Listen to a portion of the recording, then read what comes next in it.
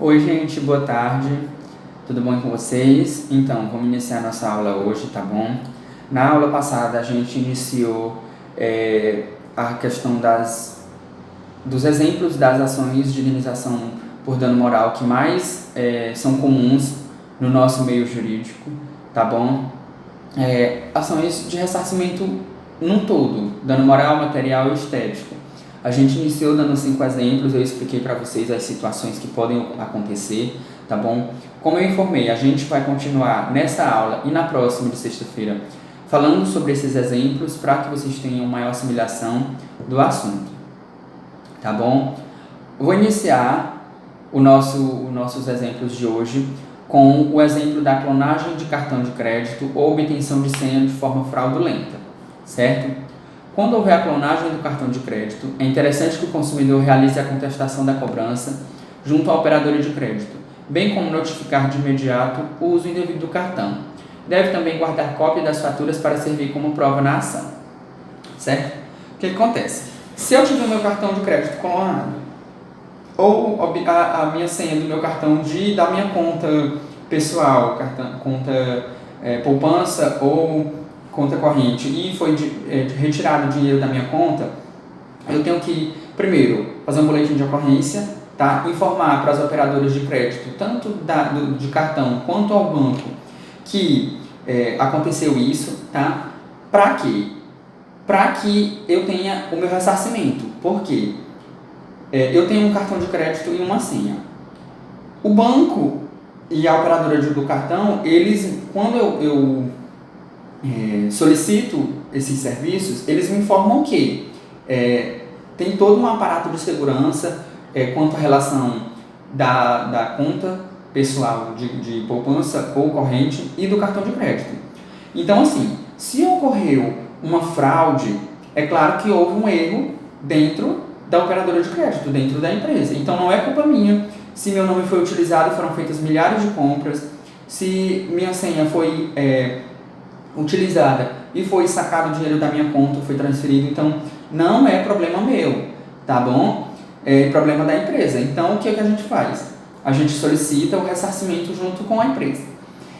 Por exemplo, eu tenho uma conta no Banco do Brasil, tá bom? Nessa conta tem 10 mil reais. O que acontece? Ocorre uma fraude e os meus 10 mil reais são transferidos para diversas contas, são sacados, enfim, desaparece da minha conta. E eu não realizei nenhuma dessas transações. O que acontece? A primeira coisa que eu faço, eu vou numa delegacia, eu faço um boletim de ocorrências, depois levo esse boletim de ocorrências junto ao banco, para o banco bloquear todas as contas e eu ter o meu ressarcimento do valor. Se a empresa não ressarcir o valor, eu tenho o direito de entrar com uma ação contra o banco para ter o meu dinheiro de volta. Além disso, eu posso pedir uma ação de indenização por dano moral pelos danos causados. Porque se eu estou naquela empresa, eu pago várias taxas na minha conta, para ter segurança com aquela conta, é meio lógico que eu tenho que ter segurança. Se eu não tenho segurança, se a qualquer momento eu posso ter meu dinheiro roubado, então eu estou sofrendo um dano, tá bom? Eu estou correndo um risco, então eu posso ser indenizado, tá bom? Esse é um exemplo de ação por dano moral. E pode entrar o dano material, por quê?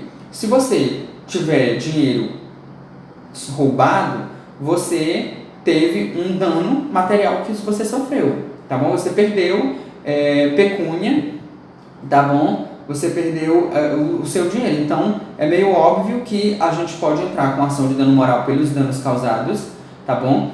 E o dano material pelos bens que você perdeu. Nesse caso, seria o dinheiro, tá bom? Próximo exemplo. Retenção do salário de correntista para pagamento de débitos com o banco. Os bancos não podem reter verbas de natureza salarial para pagamento de débitos antigos, em virtude da natureza alimentar do salário. Caso venha a ocorrer a retenção, deve a correntista guardar o extrato para valer como prova. Aqui, novamente, a gente vai entrar no direito do trabalho. Tá bom? Nessas nossas aulas, vocês vão perceber que um assunto puxa outro. Tá bom? Não tem como a gente trabalhar num assunto dentro do direito sozinho. Geralmente acontece de uma ação trabalhista, do direito do trabalho, pegar exemplos do direito civil, do direito empresarial, do direito tributário. Então, assim, vai ocorrer de eu dar vários exemplos para vocês que vão distorcer um pouco do assunto que a gente tem, tá bom? A retenção do salário é direito do trabalho aí, tá bom? Mas pode entrar como direito do consumidor e direito civil. O que acontece? O salário, na CLT, ele é considerado de natureza alimentar, ou seja, ele é para a subsistência do trabalhador e de sua família. Então, os bancos eles não podem reter o salário do cliente para que sejam pagas contas com aquele banco, tá bom? O cliente pode ter o seu nome negativado, tá bom? Pode ter a conta bloqueada, mas o salário ele não pode ser retido pela natureza alimentar dele, entendeu? Então, se isso acontecer, pode ocorrer uma ação de indenização por dano moral e por dano material, tá bom? Então, fiquem atentos a isso. Só que para você entrar com uma ação, você precisa provar, tá? Que o seu salário ele foi retido para pagamento de contas que não são de verbas salariais, tá? Então, assim, fiquem um pouco atentos quem recebe salário por conta, tá bom? Para não ter seu dinheiro descontado com coisas com o banco. Isso é diferente de empréstimo consignado, tá bom? Geralmente, funcionários públicos têm direito a empréstimo consignado, conseguem tirar empréstimo consignado que são descontados em folha. Ok, isso é permitido. Agora, dívidas com o banco em si, taxas de conta ou qualquer outro tipo de dívida com o banco, ele não pode ser retido, tá bom? Desconto em folha de empréstimo ou na questão de ação contra pais, a pensão alimentícia. Pensão alimentícia, quando ela tem uma ação, o juiz ele já coloca o valor para ser descontado na folha de pagamento do funcionário, tá bom? Ele já é descontado na conta. Então, beleza, isso também é permitido por lei. Agora, taxas bancárias, contas bancárias, dívidas bancárias, isso não pode, tá bom? Não pode ser retido o salário do cliente. Outro exemplo, desconto em contas bancárias sem autorização do cliente. Os bancos devem ter autorização expressa do cliente, onde se solicita a autorização de desconto das tarifas bancárias. Caso contrário, havendo prova documental de que não existe autorização, é cabível o dano moral. Quando a gente vai abrir uma conta, geralmente eles informam, para eles informarem no contrato que a gente abre e informar para o cliente no momento da adesão que será descontado taxas, tarifas bancárias sobre o uso daquela conta. Taxa por transferência, taxa por saque, a manutenção da conta mensal. Então, assim, ok, é permitido esses descontos. Agora, não é permitido que esses descontos sejam feitos sem autorização do cliente, tá bom? Se eu vou num banco, abrir uma conta e essa conta ela é uma conta universitária. Geralmente, conta universitária ela não tem taxa, tá bom? Então, assim, se eu vou abrir uma conta universitária e ela não tem taxa e num determinado tempo ela começa a ser descontada tarifas, isso não pode acontecer, não teve minha autorização, tá bom? Eu posso ir direto ao banco, solicitar com o banco o ressarcimento dos valores descontados. Se não funcionar, a gente pode entrar com uma ação na justiça. E os valores eles têm que ser devolvidos em dobro, porque foram valores retidos indevidos, tá bom? E a ação de indenização por dano moral, tá bom?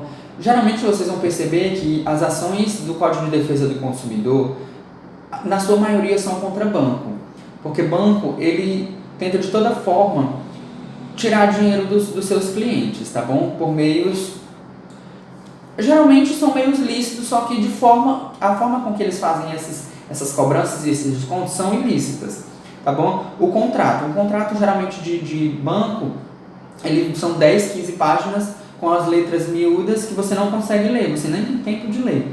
Então, geralmente, tem coisas ali que são colocadas na sua conta que você nem sabe. Às vezes, seguros que são cobrados que você não quer, não precisa e são cobrados, tá bom? Você pode entrar com uma ação para que esses valores descontados sejam ressarcidos em dobro, tá bom? Então, assim, cuidado. Fiquem de olho, prestem atenção nas contas bancárias de vocês, nos cartões de crédito, se não está cobrando nenhum seguro, nenhuma taxa, tá bom? Porque dependendo dos valores, vocês podem ganhar uma boa indenização, tá bom? E tá sofrendo um dano muito grande, porque às vezes o valor que é descontado, que é cobrado, é um valor que poderia ajudar em uma outra conta, entendeu?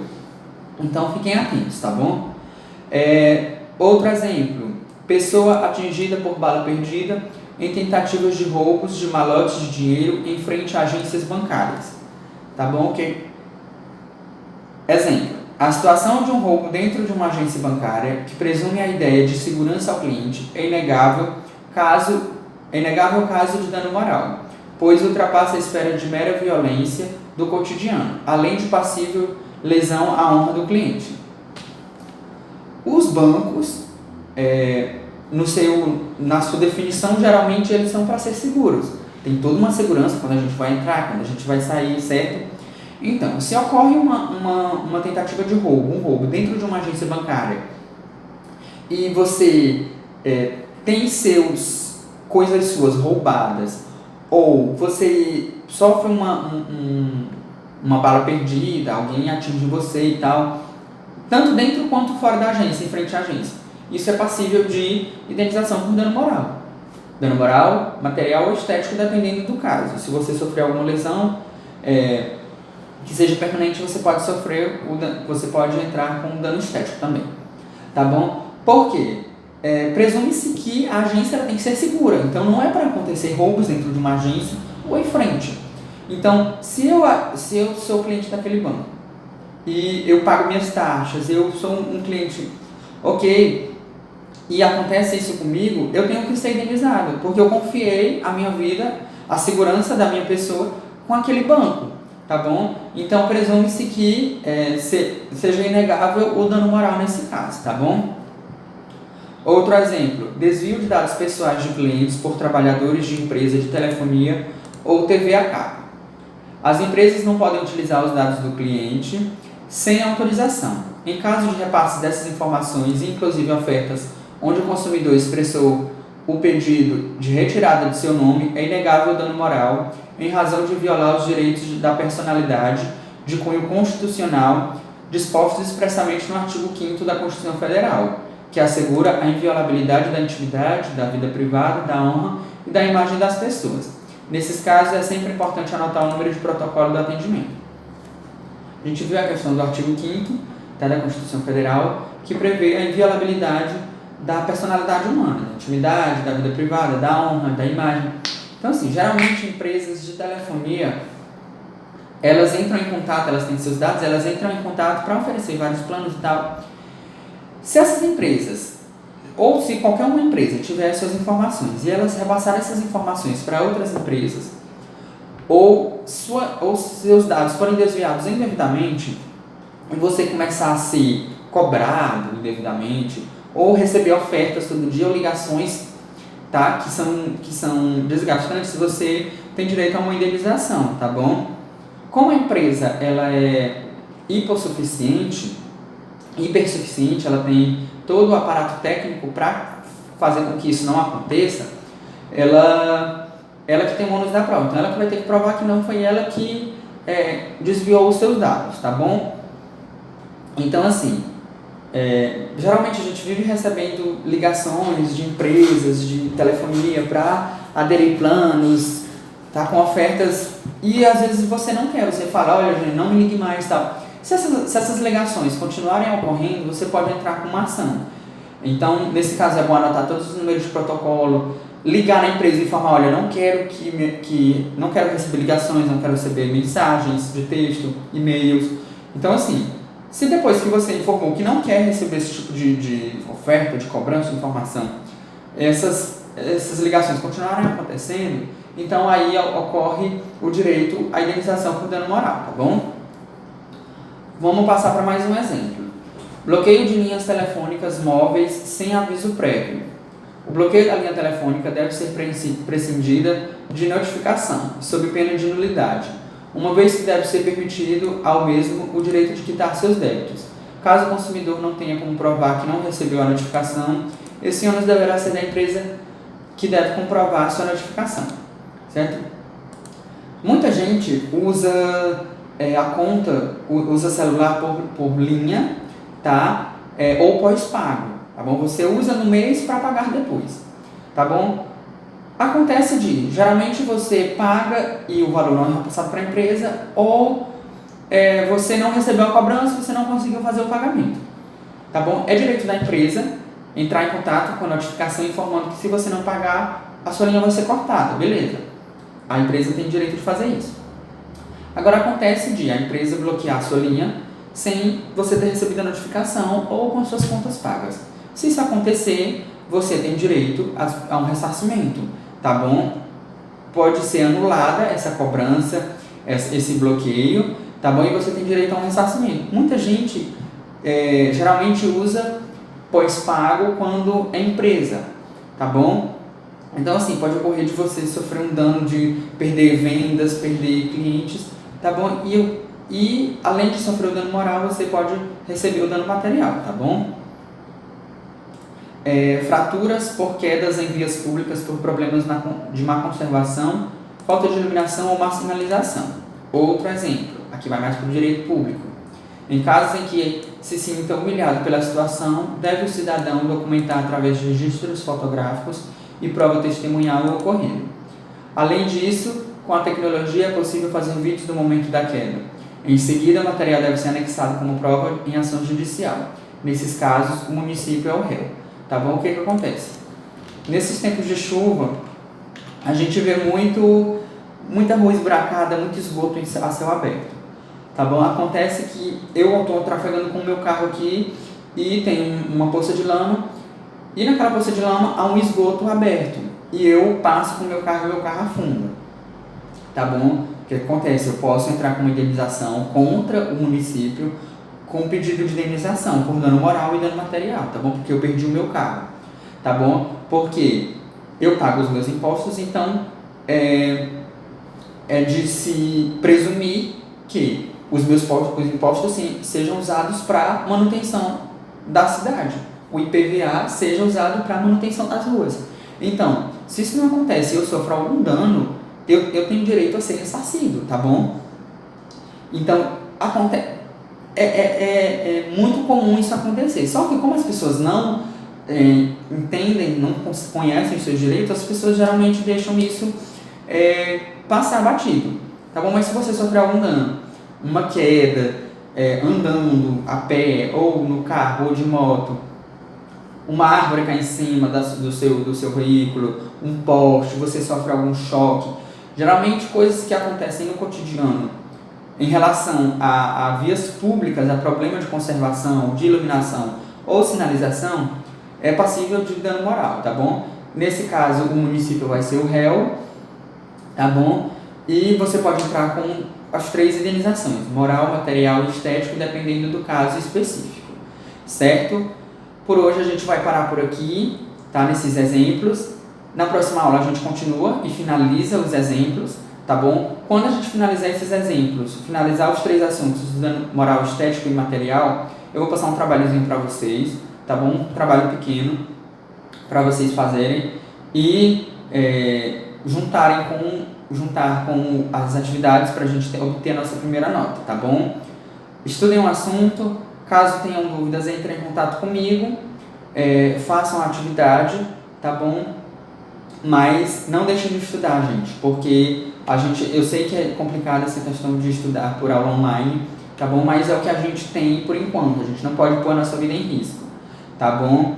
Assim que possível, a gente vai retornar às nossas aulas presenciais, tá bom? Por enquanto, se cuidem, estudem, qualquer coisa, entre em contato comigo, tá bom? Até a próxima aula. Tchau, tchau.